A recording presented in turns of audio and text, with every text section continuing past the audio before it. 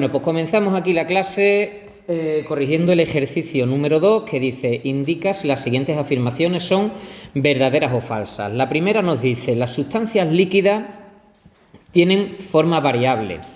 Esa sería verdadera, ¿vale? Porque efectivamente tienen forma variable, adaptan su forma al recipiente que los contienen, a la base del recipiente que los contiene, ¿vale? La B dice: las sustancias gaseosas y líquidas tienen forma constante. Pues esa sería falsa, porque ni las gaseosas ni las líquidas tienen forma constante. Adaptan, en el caso de las gaseosas, adaptan la forma a la totalidad del recipiente que los contiene, y las líquidas adaptan su forma a la forma de la base del recipiente que los contiene. Esa sería falsa. Dice: los líquidos, debido a su capacidad para expandirse, tienden a ocupar el máximo volumen posible. También sería falsa, porque los líquidos no tienden a ocupar todo el volumen, sino que tienden a ocupar la base del recipiente que los contiene, no todo el volumen como en el caso de los gases. Eso sí, aquí pusiese gases, entonces sería verdadera. Los sólidos son compresibles, su forma y su volumen son variables. Sería falso, porque los sólidos no se pueden comprimir. Como vemos luego a continuación, según la teoría cinética de la materia, las partículas de los sólidos están tan juntas que prácticamente no hay espacio entre cada una de las partículas, con lo cual de donde no hay espacio no se puede sacar. Sería falsa.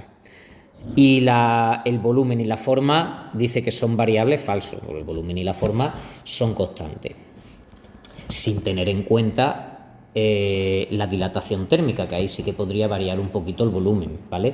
Pero varía muy poco por dilatación térmica, no es apreciable, como para tenerlo en cuenta aquí. Vale, dice: los líquidos no tienen forma propia, por lo que adoptan la forma del recipiente que los contiene. Esta es un poco trampa.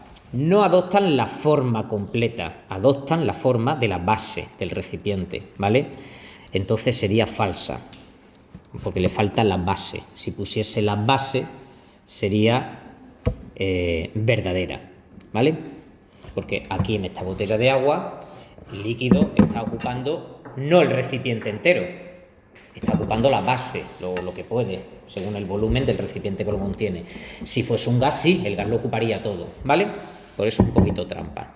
Los gases tienen pequeña compresibilidad. Falso, tienen mucha compresibilidad porque sus partículas están muy separadas. Entonces se pueden comprimir, se puede reducir su volumen. Los sólidos no tienen forma propia. Falso, porque sí que la tienen. Esta calculadora tiene forma de calculadora, a menos que ya me la cargue, la pachurre, ¿vale? Los sólidos, como los gases, tienen forma propia. Los sólidos sí tienen forma propia, pero los gases no, con lo cual también sería falsa. Es decir, son todas falsas, como las declaraciones de Lamin Jamal, ¿vale? Vamos a seguir con este que tenemos aquí puesto de los nombres de los cambios de estado. Bueno, esto es del año pasado, esto sería la sublimación. Eso sería la sublimación inversa.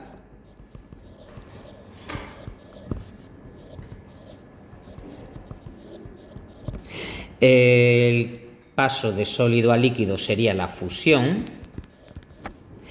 El paso de líquido a gas sería la vaporización. El caso de gas a líquido sería la condensación. Y el caso de líquido a sólido sería la solidificación. ¿Vale? Eso por ahí. Vamos. Vale, en este ejercicio, el ejercicio 6, habíamos dicho que había que representar un diagrama de cambio de estado de las siguientes sustancias, combinarlo al completo. A la hora de hacer este diagrama de cambio de estado, tenemos que tener en cuenta cuáles son las temperaturas más altas y las más bajas con las que nos encontramos. La más alta que tenemos por aquí es 100 grados centígrados y la más baja es 114, con lo cual, para hacerlo así un poquito homogéneo, podríamos hacer una representación de la siguiente forma. Algo así. Y podríamos poner a lo mejor el 0 por aquí. Esto sería 10, 20, 30, 40, 50, 60, 70, no me llega. Pues de uno en uno. Ponemos ahí el 0 10, 20, 30, 40, 50, 60, 70, 80, 90, 100, 110, 120, 130, 10, 20, 30, 40, 50, ahí podríamos poner los 50, 60, 70, 80, 90, 100, 110, 120, 130. ¿Lo he hecho bien? 3, sí. Vale. Y aquí pues lo mismo, pero hacia abajo. 10, 20, 30, 40, 50. Estos serían menos 50. 60, 70, 80, 90, menos 100. 110, menos 120. Ahí tendríamos el menos 120. Vale, pues vamos a hacer la representación de cada una de ellas. Este va a ser el eje donde vamos a representar el tiempo de calefacción, por ejemplo en segundo. Y bueno, pues vamos a empezar suponiendo que nos encontramos en el estado más condensado de todos, que sería el estado sólido. Progresaríamos calentando y irían pasando ahí cosas. Vamos con el agua lo vamos a representar de color azul, por ejemplo, y le vamos a poner un punto un poquito más gordo, así. Vale, pues el agua, representándolo de azul, vamos a partir, por ejemplo, de que estuviésemos en el agua a una temperatura de menos 50 grados. Si vamos elevando la temperatura del agua a menos 50 grados, iríamos subiendo, subiendo, subiendo, hasta que llegaríamos a los 0 grados. Ahí en los 0 grados se produciría la fusión.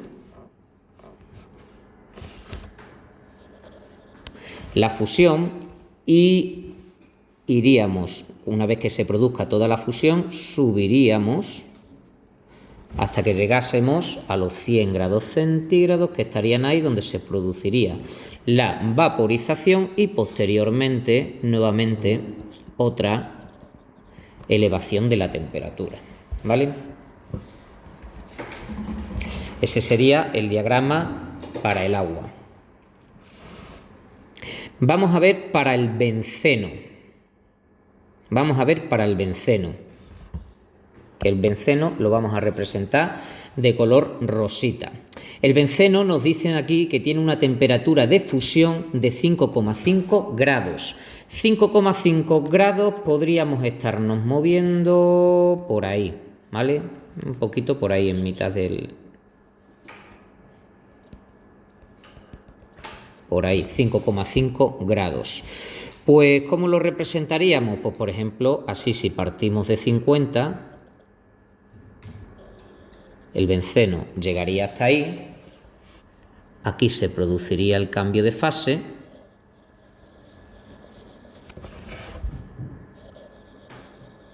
El benceno de sólido a líquido. Y luego a 80... se produciría el cambio de líquido a gas. Es decir, aquí comenzaría a subir la temperatura del benceno, pero el benceno no llegaría a 100, el benceno llegaría a 80. A 80 se produciría el cambio de estado y luego se produciría el incremento de temperatura, ¿vale? Fijaos que es curioso que en el caso del agua, la temperatura de ebullición, que es esta de aquí, es más grande que la de benceno y la de fusión es más baja que la del benceno. Eso significa que no tienen por qué tener, que si la temperatura de fusión es más alta, la de ebullición no tiene por qué ser más alta, ¿vale? Depende ya de las características de cada sustancia. Y vamos ahora, por último, con el alcohol. Vale. Vamos con el alcohol. Y el alcohol nos dice por aquí que tiene una temperatura de fusión de menos 114. Buah, menos 114 estaríamos moviéndonos por aquí. Estaríamos moviéndonos por aquí. Con lo cual, esto iría así hacia abajo. Menos 114. y la temperatura de ebullición es de 70.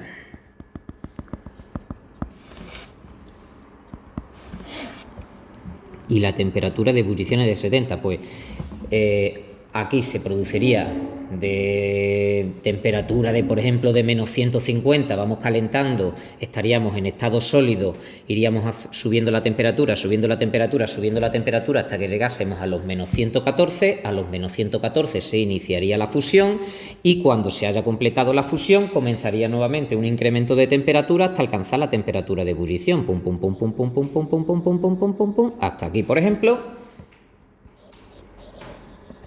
Aquí se produciría la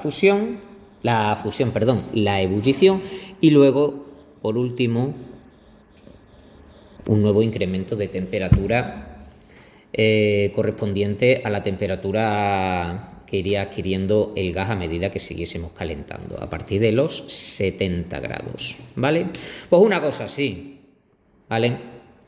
Más que nada, este ejercicio es para que comparemos un poco que aparentemente no hay reglas escritas con las temperaturas de fusión y de ebullición. En el caso del alcohol, la temperatura de fusión es más baja que la del agua y la de ebullición también es más baja que la del agua, pero sin embargo la del benceno es más alta que la del agua, la de fusión, y más baja que la del agua, la de ebullición, ¿vale? Es decir, que todo depende de la sustancia con la que estemos tratando, ¿vale? Aquí hay más cosas, nos hacen aquí una serie de preguntas. Si esa serie de preguntas nos dicen, indica en qué estado estarán las sustancias anteriores a menos 50 grados. Pues a menos 50 grados yo me marco aquí esto y veremos que el agua está en estado sólido, el benceno también está en estado sólido y el alcohol está en estado líquido. Indica en qué estado estarán las sustancias a 50, pues marco aquí 50 y veo que están todas en estado líquido. Líquido, líquido, líquido. Indica en qué estado están las sustancias anteriores a 100 grados centígrados y a 100 grados centígrados, pum, pum, pum, pum, pum, pum, pum, pum, pum, pum, veo que están todas, bueno, el agua estaría en líquido más gas, porque a 100 grados centígrados ahí se estaría produciendo el cambio de estado, ¿vale? Y el benceno y el alcohol estarían en estado gas. Gas y gas, ¿vale?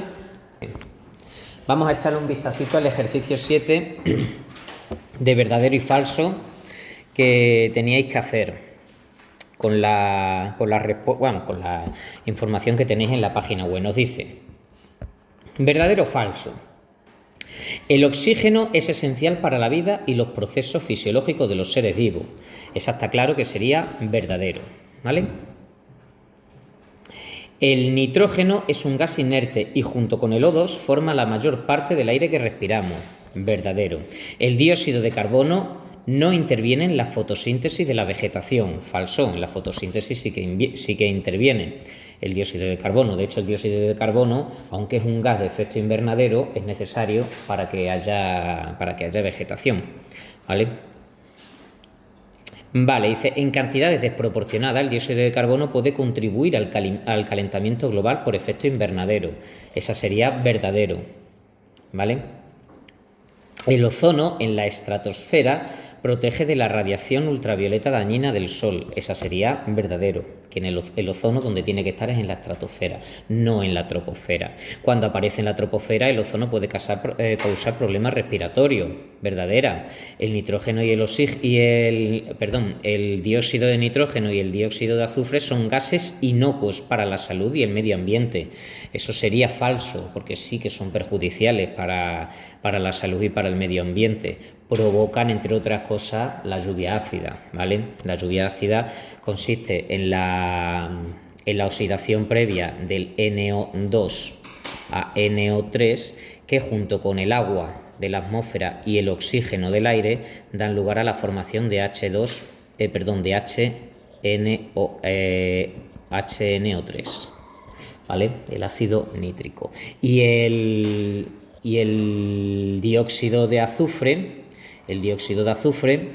también tiene un proceso similar, una oxidación a SO3, que luego, junto con el agua de la atmósfera y el oxígeno de la atmósfera, forman H2SO4, que es ácido sulfúrico, ¿vale?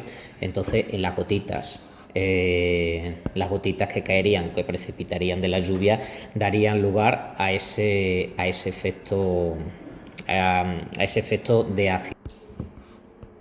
Vale, aquí he puesto en otra clase, he mostrado algunas cositas relacionadas con el tema de la contaminación atmosférica que hemos estado hablando aquí. Bueno, aquí tenéis la imagen. Esto está en Fikiteacher.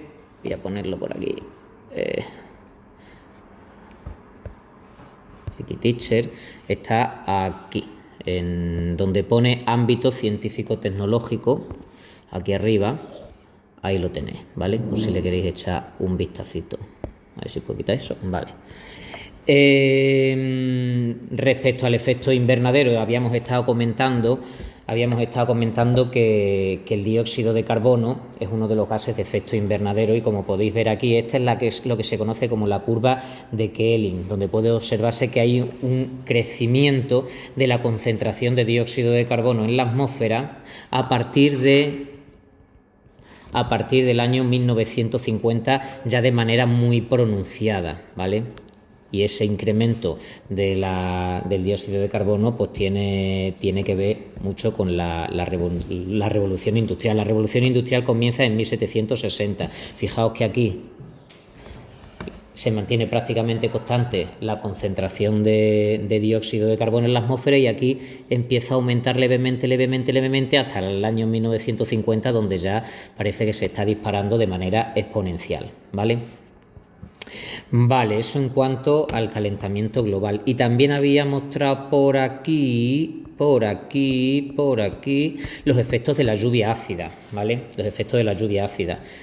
Esto que tenéis aquí corresponde con uno de los efectos de la lluvia ácida correspondiente a la destrucción del patrimonio histórico, ¿no? Porque la lluvia ácida, al estar formada por ácido, se come algunas esculturas que tengan características de roca caliza, ¿vale? La roca caliza se disuelve con los ácidos.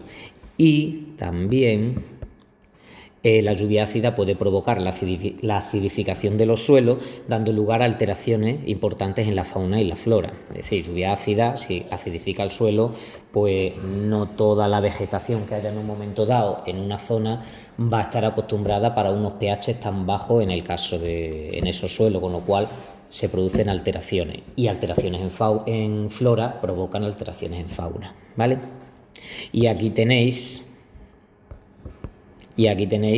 las reacciones esas que os he comentado ahora de formación de ácido, ¿vale? La primera es la reacción del dióxido de azufre, que por oxidación da trióxido de azufre y en combinación con el agua forma ácido.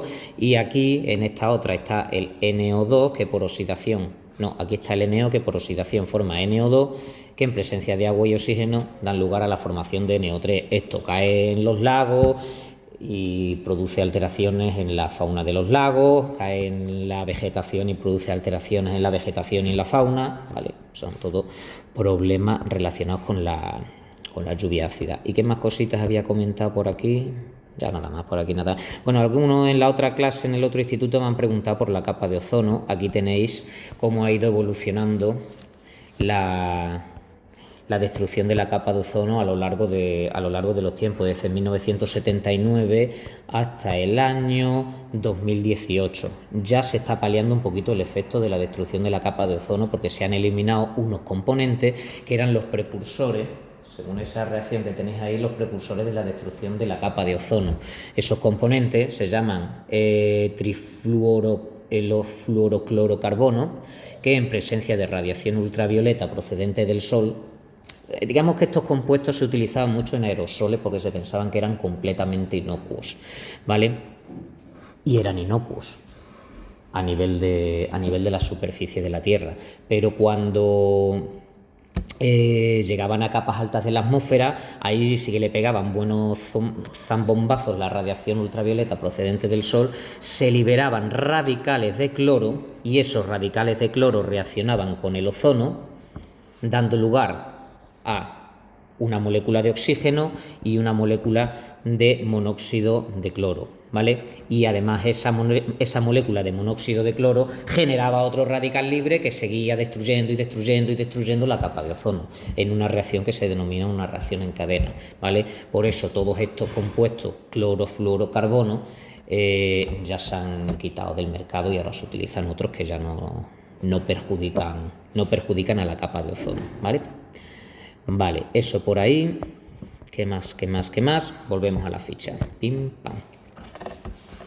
Vale, por ahí habíamos dicho que eso era falso. El dióxido de nitrógeno y el dióxido de azufre están relacionados con la lluvia ácida y la formación de ozono malo en la troposfera. Eso sería verdadero, ¿vale? Porque sí que está formado, los óxidos de nitrógeno están relacionados con lluvia ácida y con la formación de ese ozono malo. Quizás el SO2 no tanto con la formación de ozono malo, que acordaros que, como os comenté en los apuntes, el ozono malo es ese que se forma en la troposfera, que es donde estamos nosotros, y si lo respiramos pues provoca problemas respiratorios. El amoníaco puede mezclarse con lejía sin riesgos en la limpieza. Claro que sí, guapi, pues esto es falso, ¿vale? Ni se os ocurra mezclar amoníaco con lejía porque generan gas cloro, que es súper irritante. El gas cloro, que es Cl2, en presencia de el agua de la mucosa, pues genera ácido clorhídrico. Y el ácido clorhídrico es un ácido, ¿vale? Un ácido fuerte que puede provocar irritación en las mucosas y se lía parda, ¿vale? El NH3 es tóxico y corrosivo por inhalación, verdadero. El cloro es muy tóxico porque al contacto con el agua de las mucosas forma ácido clorhídrico que quema o irrita las vías respiratorias, esa sería verdadera. El monóxido de carbono es inocuo, ya que los glóbulos rojos lo distinguen fácilmente del oxígeno. Falso, el monóxido de carbono es bastante perjudicial precisamente por eso, porque los glóbulos rojos lo confunden con oxígeno y entonces el cuerpo se piensa que está respirando, pero en realidad lo que le está llegando a la célula es esto en lugar de esto. Y te asfixias poquito a poco y sin darte cuenta, y es muy chungo, ¿vale? El monóxido es muy tóxico porque engaña a los glóbulos rojos y hace inútil la respiración celular, verdadero. El ozono es siempre beneficioso, esté donde esté, falso, porque el ozono es beneficioso en la estratosfera, pero no en la troposfera, ¿vale? Y el aire está compuesto mayoritariamente por dióxido de carbono, verdadero también, ¿no? No, falso, porque está formado principalmente por nitrógeno, ¿vale? Vale, más cositas. Estuvimos aquí viendo el otro día también el concepto de presión.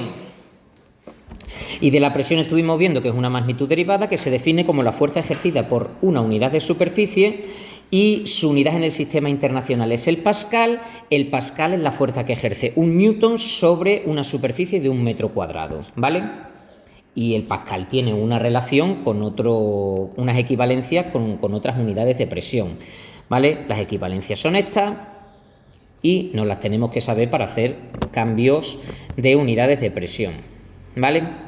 Luego por aquí os tengo puesto que los gases ejercen presión sobre los recipientes que lo contienen porque están formados por partículas y esas partículas chocan ejerciendo fuerza sobre la superficie interna del recipiente. Por eso podemos tener dos tipos de presión externa y presión interna. De ahí los conceptos que tenéis aquí. La presión puede medirse con dos instrumentos, manómetro y barómetro. El manómetro, ¿cuál sería el manómetro? ¿El de la derecha o el de la izquierda? El manómetro. Efectivamente sería este, ¿vale? El manómetro.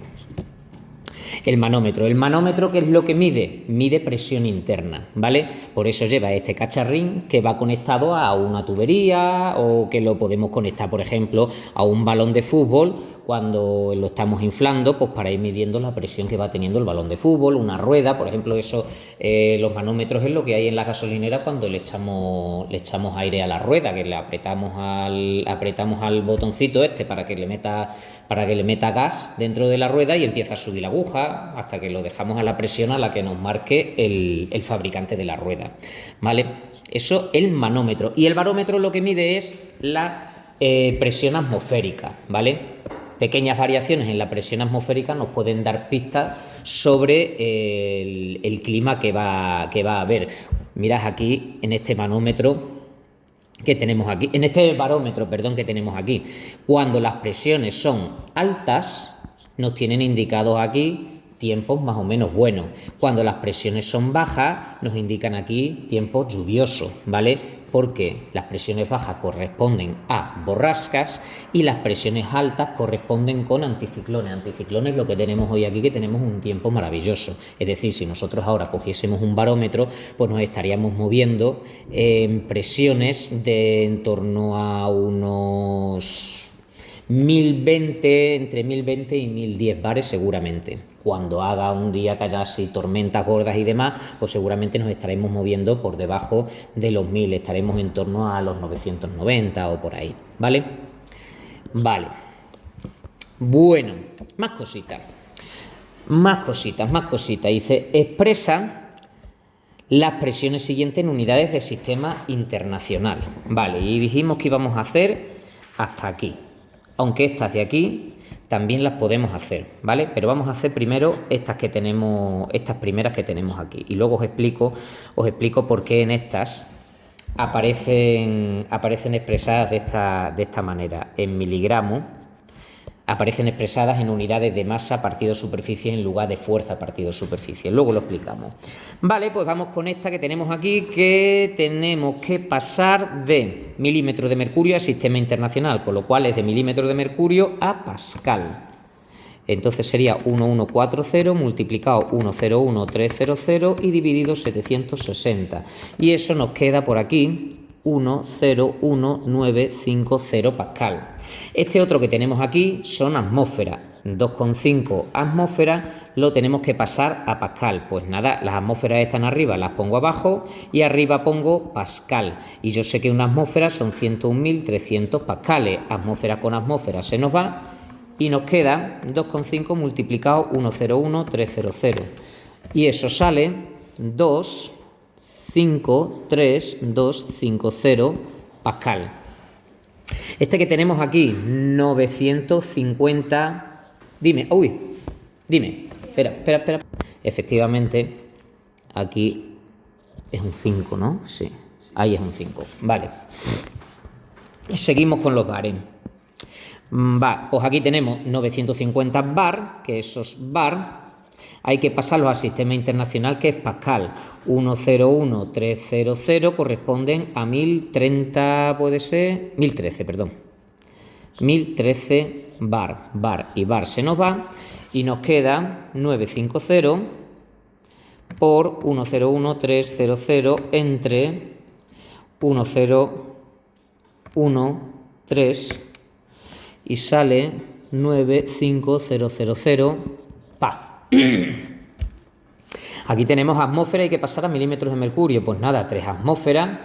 Las atmósferas las ponemos abajo y arriba ponemos los milímetros de mercurio. Y sabemos que 760 corresponden con una atmósfera. ¿Por qué? Porque lo tenemos aquí, ¿vale?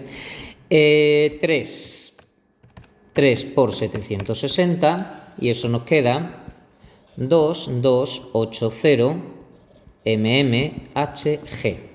En este tenemos 1200 milibar. Vamos a poner aquí bar para no confundirlo. Y hay que pasarlo a atmósfera. Si hay que pasarlo a atmósfera, yo no sé de milibar a atmósfera lo que hay, ni nada. Yo voy a pasar de milibar a bar. Y luego ya de bar pasamos a atmósfera. Milibar a bar. Un bar son 1000 milibares. Mili y mili se nos van. Y de bar a ATM 1013 bar, una atmósfera. Bar. Y ya nos queda atmósfera.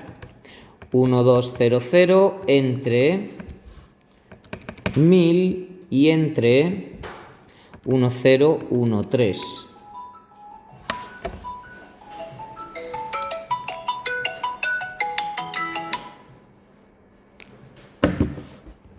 Que va a ser un cartero. Vale. Y eso queda un número pequeñito, ¿no? Queda un número tal que... pesado. 0,0011 ATM, ¿vale? Venga, seguimos. Como me llamo otra vez, le llenan unos sitios, 85000 Pascal. Y de Pascal hay que pasar a milibar, pero yo lo que voy a hacer va a ser pasar de Pascal a bar, de bar a milibar, ¿vale? Pascal, bar. Un Pascal no, 101300 y en bar voy a poner 1013 bar. Esto, bar y ahora milibar. Un bar son 1000 milibares. Eso.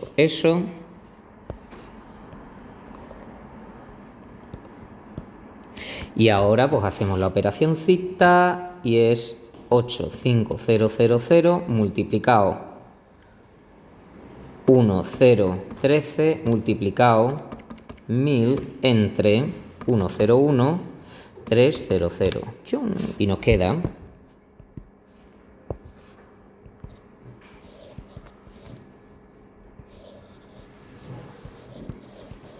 milibar, ¿vale?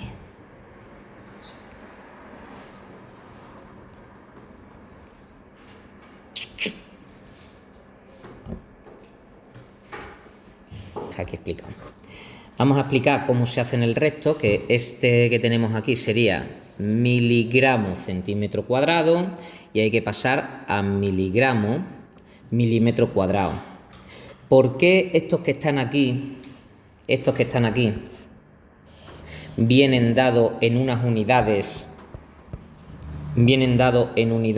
de masa partido superficie? Porque es una unidad que se suele utilizar, que correspondería con masa-fuerza, ¿vale? Masa-fuerza sería multiplicar esas masas que tenemos puestas ahí, multiplicarlas por la aceleración de la gravedad, ¿vale? La aceleración de la gravedad que sabemos que es 9,8. Si yo multiplico esa masa por la aceleración de la gravedad y lo divido entre la superficie, efectivamente me va a quedar unas unidades en formato de Pascal o las que tenemos ahí arriba, ¿vale? Entonces, ¿cómo lo vamos a hacer? Las que tengamos así, pues tal y como nos digan, de miligramo centímetro cuadrado a miligramo partido milímetro cuadrado, pues tal cual. Que nos lo piden en miligramos, perdón, esos son miligramos también, en miligramos centímetro cuadrado a sistema internacional, ahí, para pasar a sistema internacional, tendríamos que los miligramos ponerlos en kilogramos, los centímetros cuadrados los tendríamos que poner en metros cuadrados y eso que nos dé todo su conjunto multiplicarlo por la aceleración de la gravedad. Vamos a hacer un ejemplo. Y entonces nos quedará sistema internacional, que es Pascal, ¿vale? Vamos a hacer el primero que sería 1,25 miligramos partido centímetro cuadrado. Miligramo lo pasamos, bueno, miligramo no hay que pasarlo a nada. Es el centímetro cuadrado el que hay que pasar a milímetro cuadrado. De centímetro a milímetro hay un salto, a 2 ceros por salto, un 1 y 2 ceros, ¿vale? Centímetro y centímetro se nos va y eso nos quedaría 1,25 miligramos partido milímetro al cuadrado, ¿vale?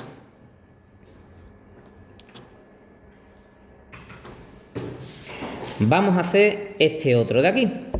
Y este tenemos sistema internacional.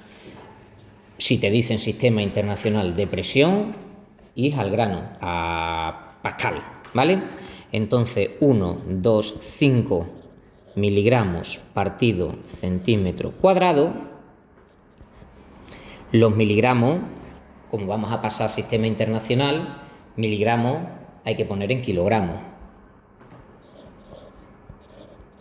Un kilogramo son, en miligramos serían 1,000,000 miligramos, y miligramos se va, ¿vale?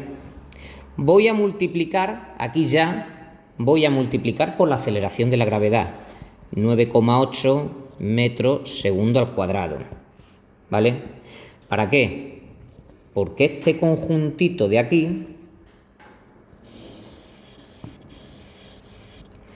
ya van a ser newtons, ¿vale?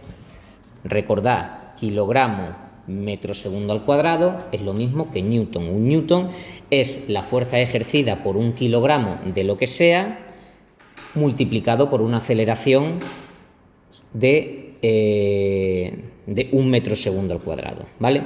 Un kilogramo, la fuerza ejercida por un kilogramo que genera una aceleración de 1 metro segundo al cuadrado, eso sería el newton, ¿vale? Vale, ¿y qué nos queda? Los centímetros cuadrados, que los tengo que pasar a metros cuadrados. Un metro cuadrado serían 1,00, esto, centímetros. Y centímetros se nos va. Y vamos a tachar 0. 4 ceros por aquí, 4 ceros por aquí. ¿Y qué nos queda? Nos queda 125 multiplicado por 9,8 y dividido 100. Y eso da 12,25 ¿qué? Pascales. ¿Vale? Es lo del año pasado, para que no nos olvidemos de la temperatura. Vamos a meter la temperatura. ¿Qué es la temperatura? Sabernos la definición de temperatura. La temperatura es la magnitud empleada para medir la energía cinética promedio del conjunto de las partículas que forman un sistema material. Para que lo entienda la abuela. Mide cómo de agitadas están las partículas que forman la materia de un sólido, un gas o un líquido, ¿vale? Su unidad en el sistema internacional, don't forget, que es el Kelvin, ¿vale?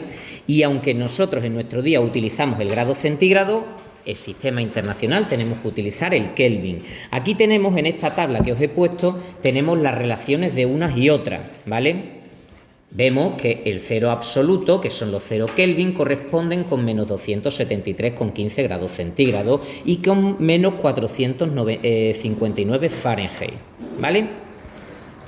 Y para hacer los cambios tenemos que utilizar estas formulitas que tenemos aquí, ¿vale? Las formulitas que tenemos aquí. Es decir, que si nos dan grados centígrados y tenemos que pasar a Fahrenheit, esta formulita. Si nos dan Fahrenheit y tenemos que pasar a grados centígrados,